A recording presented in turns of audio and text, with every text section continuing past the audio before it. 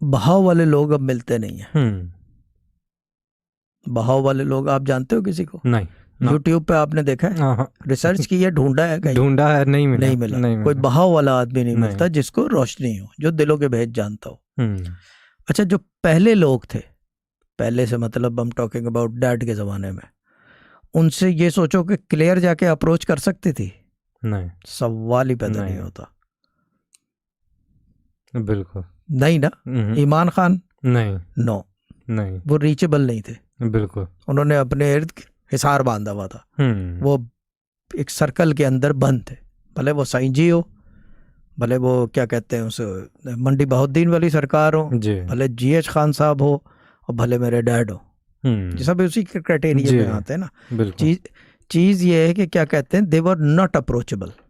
अब ऐसे डायरेक्टली 20-22 साल के कोई चला जाए, नो चांस, बात ही नहीं हो सकती, जबान ही नहीं खुलती उनके सामने, जबान ही नहीं खुलती। क्यों? क्योंकि जलाल बहुत होता था।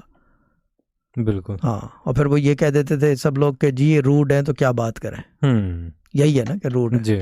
द थिंग इज दैट के मैंने इस चीज़ को थोड़ा सा इजी, सही, कि फायदा यूथ को हो। भाई बुढ़ापे में तो वैसे ही सब नमाजें पढ़ लेते हैं यार, है ना? बिल्कुल। बुढ़ापे में मुसीबतें अगर हैं तो बुढ़ापा है, अब क्या है, अब तो यानी कि केले का छिलका और आप हो कबर है। मैं सीधी बात कर रहा हूँ, यही है ना।